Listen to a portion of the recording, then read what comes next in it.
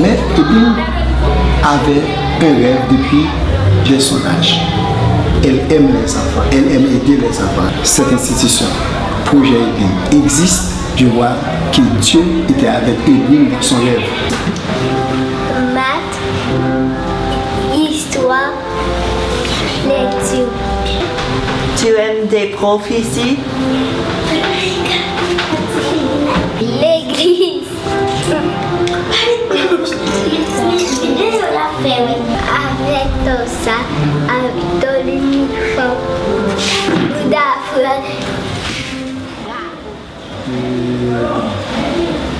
Tous les enfants ici sont des enfants démunis, des enfants défavorisés, des enfants qui sont négligés par des parents aussi. Naïka elle-même, elle fait partie d'une famille. Elle vit avec sa famille, sa maman, son père, ses frères et sœurs.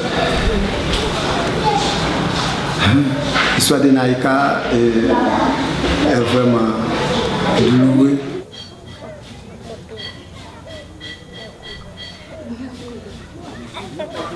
C'est leur habité? C'est leur habité? Tu aimes l'école là? Oui, c'est un enfant, et s'il ne mange pas ici, il peut aller chez elle peut aller chez elle, elle ne mange pas. C'est-à-dire c'est la nourriture d'ici alors qu'elle mange, c'est de ça qu'elle vit. Et tu es la grande sœur de Naïka? Non, la grande sœur de Oui, Naïka. c'est ma grande. C'est la cuisine ici? Ah oui, c'est cuisine. Quel genre de manger? Manger, du riz, tout plaisir. Du riz, Maïs, maïs. mouli, tout ça. Qui travaille vous fait? Quel genre de travail vous fait? Bon. On a commencé à l'école, on était mal à l'école à cause des moyens. Moyens qu'on donne, on était mal à l'école. Et Naïka est très intelligente, elle est très intelligente. Elle montre vraiment du futur dans sa vie et je vois en elle déjà docteur, je vois déjà en elle avocat, je vois déjà en elle ingénieur, même la présidente du pays parce qu'elle est vraiment intelligente. Mais je vois si ses parents ne délogent pas, Naïka reste toujours à l'école, elle aura de l'avenir, elle aura du succès.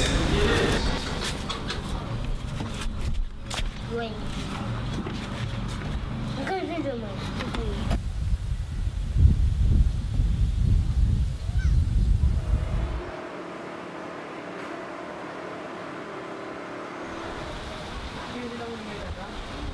Yuzmika, elle est née d'une famille vraiment pauvre et une famille incapable.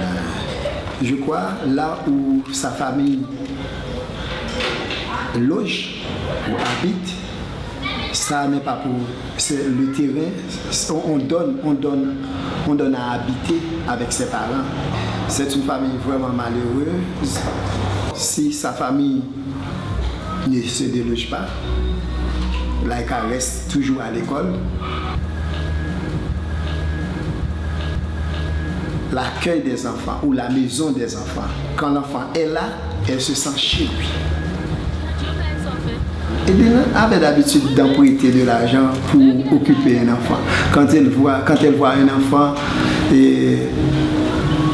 qui n'a pas d'habits, qui n'a pas de vêtements, qui n'a pas de chaussures, eh bien, elle emprunte de l'argent pour acheter des chaussures, pour acheter de l'habit, pour habiller l'enfant. Il voit déjà quelque chose. Ouais. D'accord.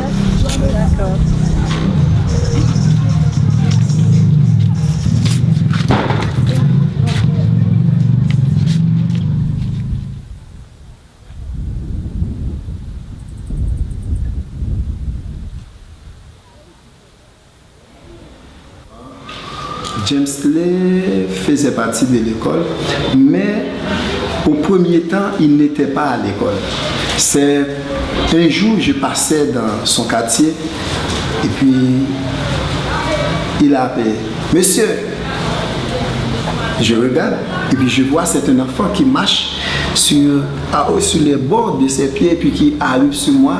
Et j'étais vraiment frémi de voir quand il court. Je dis waouh. Je dis qu'est-ce que tu veux que je fasse pour toi? Mais voici. Et puis il m'a dit je vais aller dans ton école. J'ai dit moi je n'ai pas d'école. Il m'a répondu oui tu as une école. J'ai dit quelle école? Et puis il m'a répondu Edline. Bon. Et je dois lui donner une réponse. Oui, toute notre école là. C'est guide de pas l'école là. Famille yo pas gagné mais si on t'a fait pour l'état perdre l'autre mais famille yo pas gagné mais yo. Mais ses parents n'ont pas de moyens. Ses parents n'ont pas de moyens. Ses parents ont beaucoup d'enfants. Je crois qu'il y a 2 autres enfants ici à l'école qui nous jouent. Et les Américains viennent ici et puis ils voient aller James Day, ils voient le futur dans James Day. Ils ont fait des démarches et James Day était voyagé pour faire une opération et je crois qu'il va retourner encore pour faire une autre opération. Et franchement maintenant James Day est un citoyen, est une personne comme tout le monde et même ses parents voient quelque chose de futur en lui.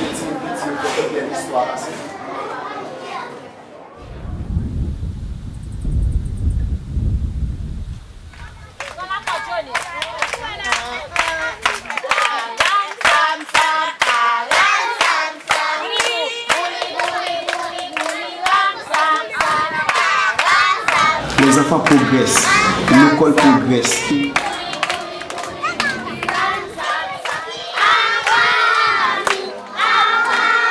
Le projet Edline, c'est vraiment un projet historique, humaniste, parce